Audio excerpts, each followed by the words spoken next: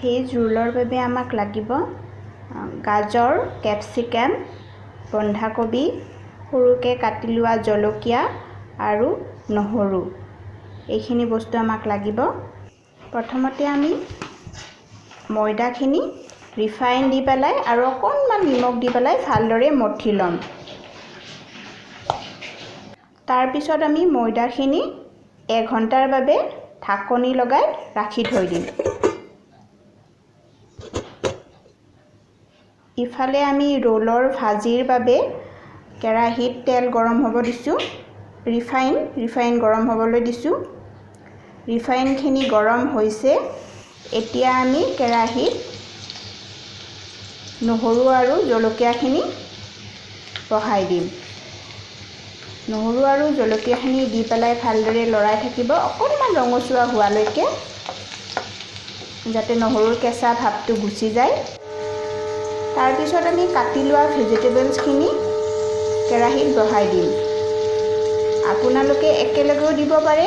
মই বন্ধাকবিখিনি পিছত দিছোঁ, সেইটোলৈ কোনো কথা নাই। প্ৰথমতে গাজৰ আৰু কেপচিকামখিনি দিছোঁ, তাৰপিছত বন্ধাকবি দিছোঁ। সকলোৰে ৰন্ধা শৈলী বেলেগ বেলেগ।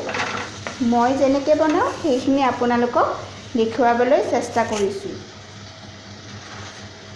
যিহেতু এতিয়া লকডাউনো চলি আছে, গতিকে সকলোৱে বাহিৰৰ বস্তু খাবলৈ ইচ্ছা নাযায় বা আমি শংকা কৰোঁ অকণমান, গতিকে এনেকৈ আমি বনাই খাব পাৰোঁ।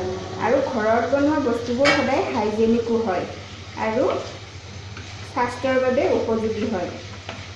গতিকে ইচ্ছা কৰিলে আপোনালোকেও এনেকৈ বনাই খাব পাৰিব। খাই চাবচোন, খাবলৈ বহুত সোৱাদ হয়। এতিয়া আমি গোটেইখিনি মিশ্ৰণ ভালদৰে এনেকৈ কিছু সময় লৰাই থাকিম। সেইটোৱে লৰাই আছোঁ।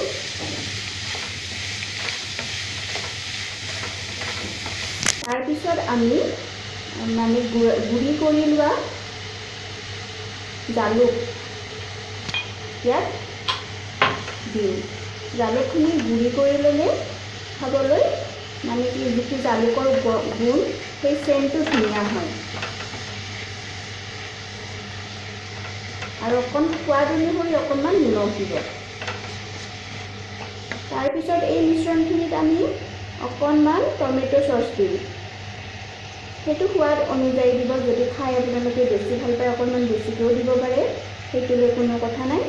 তাৰপিছত এই মিশ্ৰণখিনি আকৌ আমি লৰাই থাকিম। ইফালে আমি ৰোলৰ বাবে এনেকৈ ৰুটি বেলি ল'ম। ৰুটিখিনি এটা কথা মন কৰিব, পাতলকৈ বেলিব, ডাঠ নকৰিব, পাতলকৈ ৰুটিখিনি বেলি ল'ব। এয়া আমি ৰুটি বনাই লৈছোঁ। ইফালে আমি ৰুটি সেকিবৰ বাবে তাৱা বহাই দিছোঁ। তাৱাত অকণমান আমি এতিয়া ৰিফাইন দি ল'ম। ৰিফাইন দি উঠি ৰুটিকেইখন সেকিম। ৰুটি সেকোঁতে এটা কথা মন কৰিব, খুব সোনকালে ইফাল সিফাল ওলটাই থাকিব। এয়া আমি ৰুটি সেকি আছোঁ। ৰুটি সেকা হৈ গ'ল। এতিয়া আমি ইয়াত বাটাৰৰ প্ৰলেপ দিম। তাৰ ওপৰত চচৰ প্ৰলেপ দিব।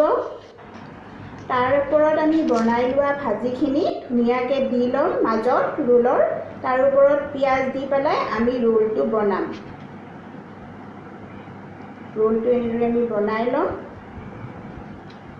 এয়া আমাৰ ভেজ ৰোল তৈয়াৰ হৈ গ'ল।